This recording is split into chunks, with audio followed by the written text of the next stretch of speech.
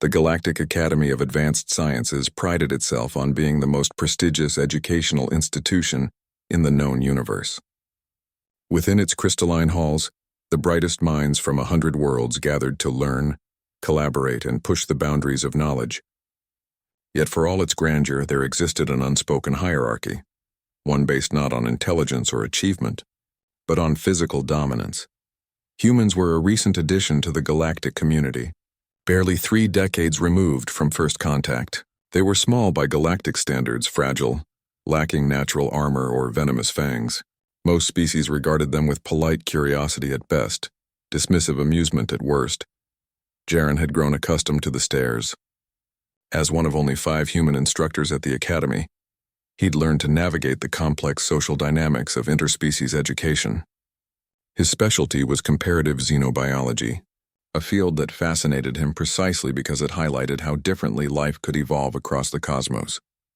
On this particular morning, Jaren stood at the front of Lecture Hall 7, projecting holographic images of various respiratory systems. His students, a mix of Vakreen, Thorians, and several feathered Skrell, watched with varying degrees of attention. In the third row sat young Kerr, a Vakreen cub barely into his adolescence. The Vakreen were apex predators from a high-gravity world. Even their young possessed crushing jaw strength and reflexes that put most species to shame. They were warriors by nature, their society built on principles of strength and dominance.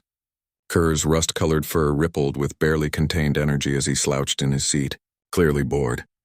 Now if we examine the tracheal structure of oxygen-dependent species, Jaren began, but stopped as a paper projectile sailed past his head.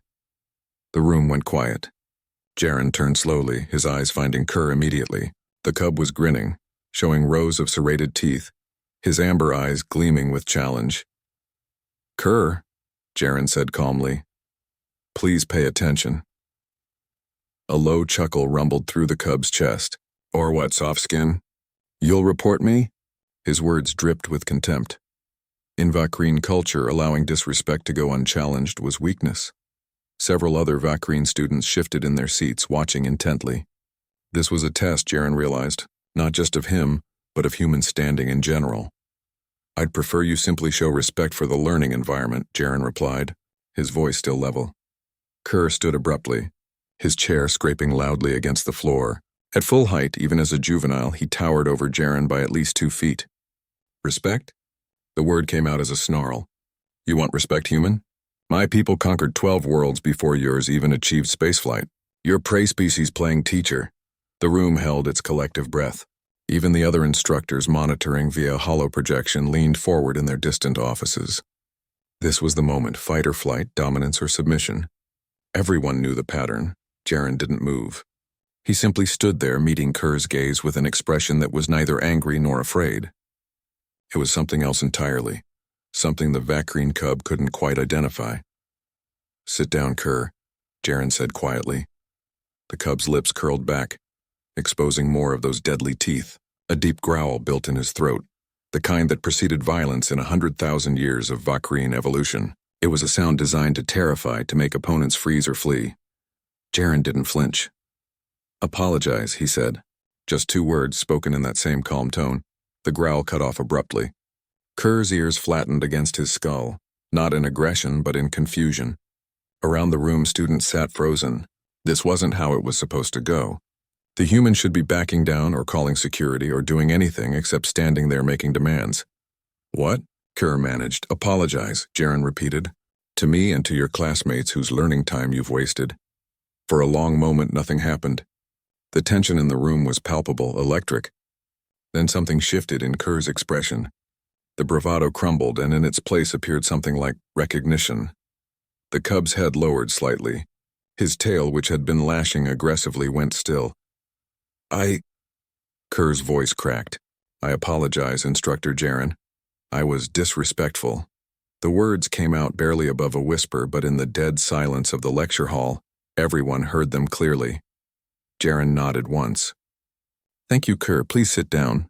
The cub practically collapsed into his chair, his entire posture changed. Where before he'd been all aggressive energy, now he sat with his shoulders hunched, avoiding eye contact. Jaren turned back to his presentation as if nothing had happened. Now, as I was saying about tracheal structures. But the lecture was effectively over.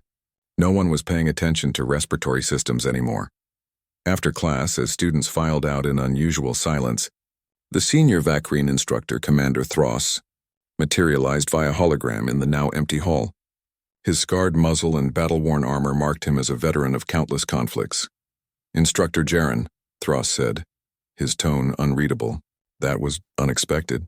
Jaren finished packing his materials. "Was it? You know our ways. Young Kerr challenged you. By our customs, you should have fought or submitted. You did neither." Thross's eyes narrowed, yet he obeyed you. More than obeyed, he submitted completely. "I've never seen a Vacrine cub respond that way to a non-Vacrine." Jaren met the commander's gaze. "With respect, Commander, you're wrong about one thing." "Oh? I did fight, and I did establish dominance." Jaren closed his case with a soft click. "Human dominance doesn't look like yours. We don't have fangs or claws or crushing strength. We have something else, and what is that?" Jaren smiled slightly. "We're the species that domesticated wolves, Commander. We didn't outfight them. We outweighted them, outthought them, and made them want to follow us." Kerr felt that in his bones. Every social predator recognizes the pattern, even if they can't articulate it.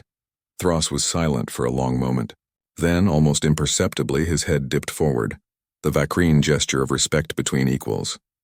"I begin to understand," he said quietly, "why the galaxy should perhaps be more cautious about your harmless species." As Thross's hologram faded, Jaren looked out at the empty lecture hall and allowed himself a longer smile. The truth was simpler than he'd made it sound. Humans weren't just wolf tamers. They were the species that had spent millions of years reading social cues, managing group dynamics, and understanding that true power often wore a quiet face. Kerr hadn't submitted to strength, he'd submitted to certainty, and that, Jaren thought, made all the difference.